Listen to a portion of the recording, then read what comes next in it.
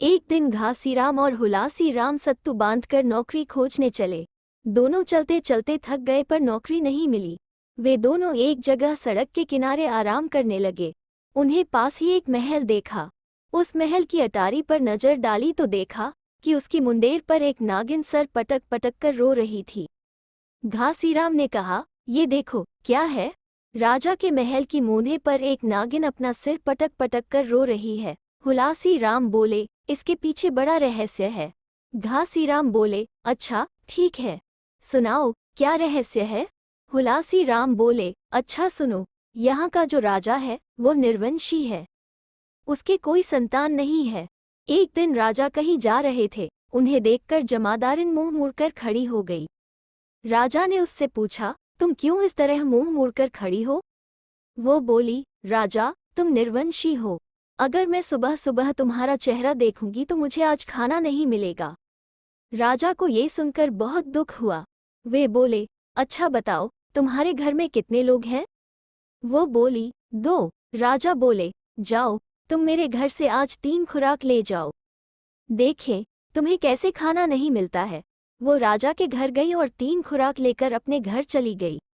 जब वो अपने घर पहुंची तो उसने देखा कि उसके घर 2 मेहमान आए हुए थे, अतः उसे खाना न मिला। अगले दिन जब राजा बाहर निकले तो फिर वो जमादारिन मुंह मुड़कर खड़ी हो गई। राजा ने पूछा, क्या हुआ, क्या कल तुम मेरे घर से खुराक नहीं ले आई थी। वो बोली, ले आई थी, पर घर में 2 मेहमान आ गए तो मुझे भूखा रहना पड़ा। राजा बोले, अच्छा आज तो 5 खुराक ले आ। वो बोली, ठीक है। वो जमादारिन राजा के घर से 5 खुराक लेकर अपने घर आ गई। घर पहुंची तो पाया कि 4 मेहमान पहले से ही प्रतीक्षारत थे, अतः उसे फिर भूखा रहना पड़ा। तीसरे दिन जब राजा फिर बाहर निकले तो यही घटना दोहराई गई। राजा बहुत दुखी हुए और उन्होंने ये घटना अपनी रानी को सुनाई। रानी ने कहा, तुम चिंता मत करो, सब ठीक हो जाएगा। थोड़े दिनों के बाद रानी ने दाई, धानुक, नाइन सबको बुलवाया और उन्हें बहुत सी सोने की गिन्नी और मोहरें दी। फिर बोली, जाओ पूरे शहर में ये खबर फैला दो कि राजा के घर बेटा पैदा हुआ है, परंतु नक्षत्र ऐसे हैं कि 18 वर्ष की आयु तक उसे कोई देख नहीं सकता, उसका पिता भी नहीं देख सकता। दाई, धानुक, नाइन को क्या, उन्हें तो पैसे मिले, अतः उन्होंने चारों तरफ ये खबर फैला दी। रानी पूरे साल उसकी छठी, अन्नप्राशन, मुंडन वगैरह की दावत देती रही, उसका जन्मदिन मनाती रही, परंतु किसी ने भी उसे कभी नहीं देखा। समय बीतते बीतते 18 साल बीत गए। तब राजा ने कहा, अब तो राजकुमार की शादी ब्याह के रिश्ते भी आने लगे हैं, लोगों को क्या बतलाऊं। रानी बोली, ठीक है, रिश्ता तय कर लो। राजा ने एक दूसरे राजा की सुंदर कन्या को देखकर उसका विवाह तय कर दिया। विवाह का समय आया, राजा के बेटे की बारात थी, सो सैकड़ों घोड़े, हाथी, ऊंट, गाजे बाजे से सजाई गई। जब रस्मों का वक्त आया तब भी रानी अपने बेटे को सामने नहीं लाई, अपने आप रस्में करवा ली। जब पालकी में बैठने का वक्त आया तब रानी किसी अन्य लड़के को अपने पल्लू के नीचे छुपाकर ले गई, और जब लोगों की नज़र इधर उधर हुई तो खुद पालकी में बैठ गई। बारात चल पड़ी, चलते चलते जंगल में पहुंची, रात हो गई और बारात वहीं रुक गई। जब सब खा पीकर सो गए तब रात के 12 बजे रानी जंगल में चलते चलते दूर एक बरगद के पेड़ के नीचे पहुंच गई और उसके नीचे बैठकर खूब जोर जोर से चीख चीख कर रोने लगी। वहीं पास में एक नाग घूम रहा था। रोने की आवाज़ सुनकर उसने ये जानने की कोशिश की कि कौन रो रहा है। उसके दिल में दया आ गई, पर उसने सोचा कि अगर वह नाग के रूप में जाएगा तो क्या बात करेगा, उसे देखकर ही वह डर जाएगी। सो उसने एक 18 साल के लड़के का रूप धारण कर लिया। वो नाग उस रोती हुई स्त्री के सामने हाथ जोड़कर खड़ा हो गया और पूछा, माता तुम क्यों रो रही हो। वो बोली, बेटे अब तुमने मुझे माता कहा है तो मेरा दुख दूर करो। फिर उसने अपनी पूरी कहानी उसे सुनाई और बोली, अब तुम मेरा बेटा बनकर अपनी इस पालकी में बैठो और ब्याह करो। वो असमंजस में पड़ गया, पर उसने कहा, अच्छा हे माते आप मेरी प्रतीक्षा करें, मैं अपने परिवार से अनुमति लेकर आता हूँ। वो गया और उसने अपने परिवार को पूरी कहानी सुनाई। उसके परिवार को लगा यदि कोई मुसीबत में है तो उसकी मदद अवश्य करनी चाहिए। उसके परिवार ने उसे 1 महीने का वक्त देकर भरे दिल से विदा किया। अब तो रानी बहुत प्रसन्न हुई। वो पालकी में बैठकर राजकुमारी को ब्याह लाया। शादी में लहकौर की रात में दूल्हे का जूठा दुल्हन को खिलाया जाता है, पर राजकुमार रूपी सांप ने अपना झूठा खिलाने से मना कर दिया। इस तरह समय बीतता गया और 1 महीने से ज्यादा वक्त हो गया। नाग की पत्नी नागिन इस महल में अपने पति की खोज में आई। जब वो ऊपर गई तो उसने देखा कि उसका पति राजकुमारी के साथ सो रहा था। नागिन ने सोचा कि अगर वह नाग को मारती है तो दोनों विधवा हो जाएंगी, अगर स्त्री को मारती है तो उस पर 100 दोष लगेगा।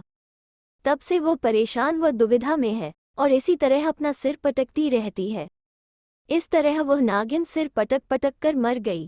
जब नाग और राजकुमारी सुबह उठे और उन्होंने ये दृश्य देखा तो हैरान रह गए। नाग ने राजकुमारी को पूरी सच्चाई से पूरी बात बताई।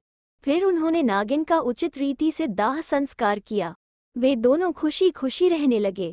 घासीराम और हुलासीराम सत्तू बांधकर नौकरी की तलाश में आगे चल दिए। बहुत दिनों पहले की बात है। गंगाजी के तट पर 2 सन्यासी अलग अलग कुटी बनाकर रहते थे। दोनों सगे भाई थे और संसार से वैराग्य लेने के बाद भी आपस में मिलते जुलते रहते थे। एक दिन छोटा भाई अपनी कुटी में अकेला बैठा था। उसी समय मणिकंठ नाम का एक नागराज घूमता घामता वहां आया और उसके पास प्रणाम करके बैठ गया। दोनों में बातें होने लगी। दोनों एक दूसरे से मिलकर बहुत प्रसन्न हुए। इसके बाद मणिकंठ नित्य आने लगा। दोनों की मित्रता दिन ब दिन गाढ़ी होने लगी। मणिकंठ को उससे इतना प्रेम हो गया कि वो बिना गले मिले कभी उससे अलग नहीं होता था। वहां से जाने के पहले वो स्नेहपूर्वक फन निकालकर अपने प्रेमी मित्र से लिपट जाता। इधर तो वो स्नेह दिखाता, उधर सन्यासी भय ने व्याकुल हो जाता। वही हाल था। वे डालत रस आपने उनके फाटा तंग। उससे न कुछ कहते बनता था और न सहते। कोई प्रेम से अपने घर आए और प्रेम दिखाए तो उसे कैसे रोका जाए। लेकिन ये प्रेम बड़ा भयंकर था। सांप जब उसके गले से लिपटता तो ऐसा लगता मानो गले में मौत का फंदा पड़ गया। बेचारे के डर के मारे प्राण सूख जाते। नागराज प्रेम से विह्वल होकर बड़ी देर तक लिपटा ही रहता था। सन्यासी के लिए वो घोर संकट का समय होता था। यह एक दिन की बात तो थी नहीं। नागराज ने तो मित्र का घर देख लिया था। रोज वो एक बार हाजिरी देने जरूर आता था। मतलब ये कि सन्यासी के प्राण रोज ही हलक में पड़े रहते थे। भय और चिंता से वो धीरे धीरे सूखने लगा। एक दिन वो अपने भाई से मिलने गया। बड़े भाई ने उसे बहुत दुर्बल और उदास देखकर उससे इसका कारण पूछा। छोटे भाई ने अपनी रोज की मुसीबत कह सुनाई। इस पर बड़े भाई ने पूछा, तुम उससे मित्रता रखना चाहते हो या नहीं? छोटा सन्यासी बोला, अरे नहीं भैया, ऐसे मित्रों से भगवान बचाए। मैं तो उससे दूर भागना चाहता हूँ, लेकिन वो मेरा पिंड ही नहीं छोड़ता। उसका तो ध्यान आते ही मेरे अंग अंग सूख जाते हैं, लेकिन उसे मैं कैसे रोकूं? बड़े सन्यासी ने फिर पूछा, अच्छा ये बताओ कि वो आभूषण पहनकर आता है या यूं ही? छोटा सन्यासी बोला, सिर पर वो एक बड़ी चमकदार मणि धारण किए रहता है। वो उसे बहुत प्रिय है। बड़े सन्यासी ने कहा, बस तो तुम कल उसके आते ही उस मणि को उससे मांगना। यदि वो न दे तो परसों जैसे ही वो कुटी के सामने पहुँचे तुरंत मांगना। और यदि उस दिन भी न दे तो तरसों जैसे ही वो नदी में से निकलने लगे तुम तीर पर खड़े होकर मणि की याचना करना। छोटा सन्यासी बड़े भाई से यह नीति शिक्षा लेकर लौट गया। दूसरे दिन जैसे ही नागराज कुटी में आकर बैठने लगा, वैसे ही छोटे सन्यासी ने कहा, मित्रवर, आपकी यह मणि मुझे बहुत अच्छी लगती है। आप इसे मुझे भेंट कर दे तो मुझे अपार प्रसन्नता होगी। नागराज ने उसके विशेष आग्रह करने से पहले ही वहां से चला जाना उचित समझा।